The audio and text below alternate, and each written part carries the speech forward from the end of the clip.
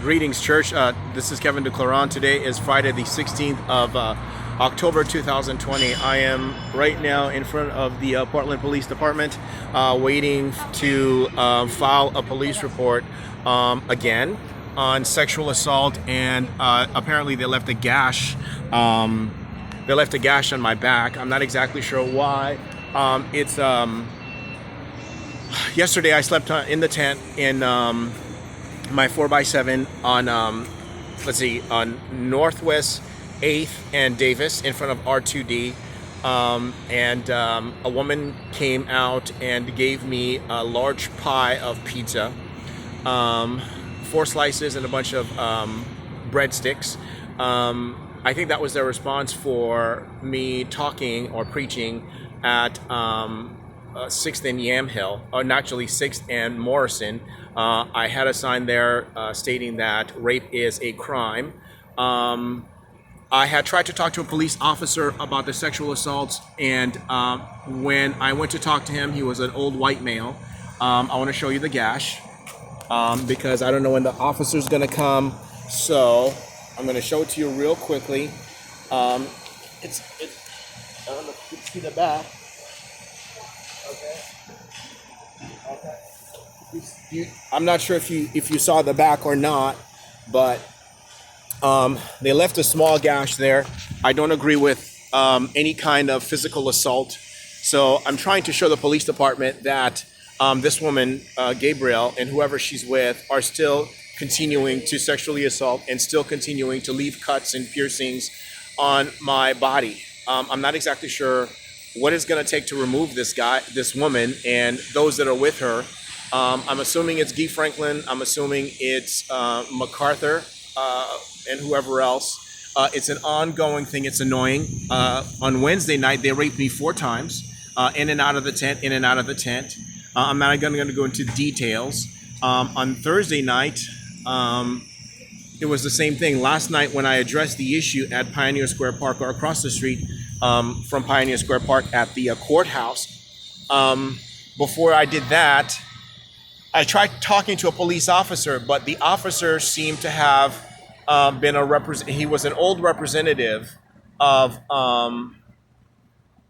it's almost like they literally, when I went down to Salem back in 2017, it's like they literally the police department forwarded his picture to the Salem Police Department, and they found somebody among the youth in the in the area of Salem from the LGBTQ community to come out on behalf of this officer that works here. Okay, that works with the police department that's up here. When the guy came out, I didn't know that I was dealing with the police. He looked like he was about 17 years old, and I explained this to you before.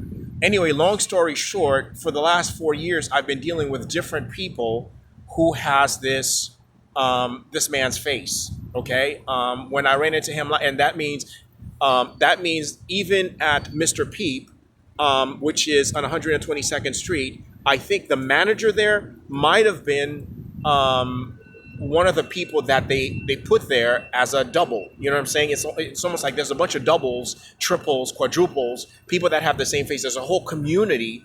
Well, anyway, long story short, when I went to talk to this officer last night while he was in his vehicle, he wouldn't talk to me. He says that I have a mental illness.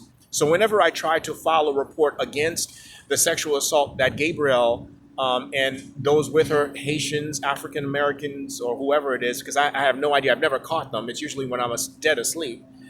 When I tried to file a report with him, he basically closed his window and told me that I had a mental illness. And it's like whether I'm reporting the homosexuality that expected of me, or I'm reporting the fornication and adultery that's being done to my body, they don't want to hear it. You know, there are people in the world, they don't want to hear about any kind of sexual, how do I put this, any sexual complaints. They're expecting me to comply without having a Christian or biblical response. I mean, I would be a hypocrite if I was preaching salvation to these people and not calling these people to repent and then having some sex relationship with them. I mean, we're supposed to become all things to all men, but this is beyond the call of duty here. There's a lot of information I don't have, and I don't understand why they keep pursuing me, why they keep coming after me, to subject myself to them. This morning when I woke up, and I gave them my response, I didn't know that the gash was there.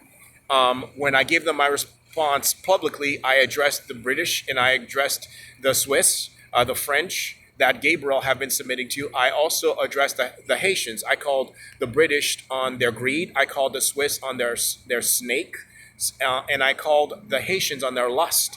They told me it wasn't lust, it was hate. Whatever it is, it doesn't make a difference because it brought me back here again to the police department. And I'm waiting for an officer to come in. I don't know if the officer is going to come or if the officer is going to write me another bogus police report. And if the police report does not generate any kind of if the police report doesn't generate any kind of investigation, if they don't go to R2D, which is the building that I had my tent parked in front of, this new building right here, this new tower that I'm pointing at right there, that's the new Multnomah County courthouse. Okay, and that means the district attorney is there. That means if this case number doesn't lead to anything, I got to go to the district attorney and file a complaint against this district and how it's dealing with rape cases, which is what I was doing last night. And this is the response that I got. In other words, when a man is raped, you're not supposed to complain. When a man is sexually assaulted, you're not supposed to complain. And this is what they, as unbelievers, think that we Christians are supposed to embrace. We're supposed to just take every hit without complaint. We're supposed to take every insult without complaint. We're not supposed to say anything about the sexual immorality that they're demanding from us. And, and it's a disciplinary action when you don't comply. It's disciplinary action when you don't just give in, fold your hands and just let them do whatever they want to do to you. Take control. That means in housing, education, church, whatever, Anyway, so I'm going to have to take it up there to that building. I've never been up there. It's only been open for about a week or two. And I'm not loving it. I'm hating it. And there's a whole lot more to say, but my encouragement to you is keep the faith and be strong, because whether we're in the end times or not, this is where the rubber meets the road. They will not let me back on my feet. They will not remove this Haitian woman, so I can get back on my feet and get back to working and get back into housing and get back into education, seminary and finishing my degree. They say that we have the freedom of religion, which is a bunch of bull crap, because everything that they've done thus far is to make sure that I don't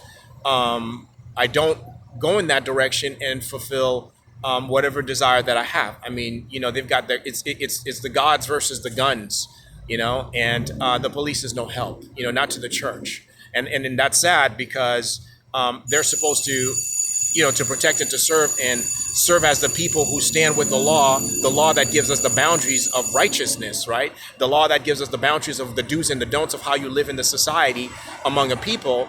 But when you ask them for help, they just shrug you off as if you're a cold piece of meat, and that's it. They don't want to assist. They don't want to take it to the next level and to actually put handcuffs on an old sexual offending woman, and I don't want to be a part of it. And I don't know what else to do to make it so clear to these people that I don't have an obligation to this MacArthur as a slave and as a homosexual, to these Swiss as a slave and as a homosexual, and to these Haitians.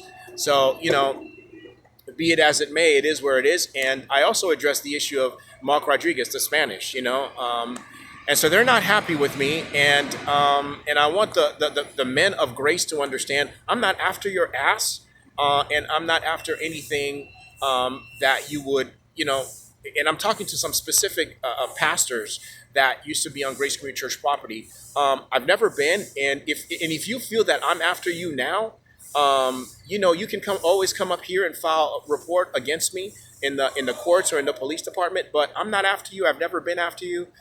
And I'm not interested in that sort of relationship with you outside of grace and outside of the Christian faith. All right?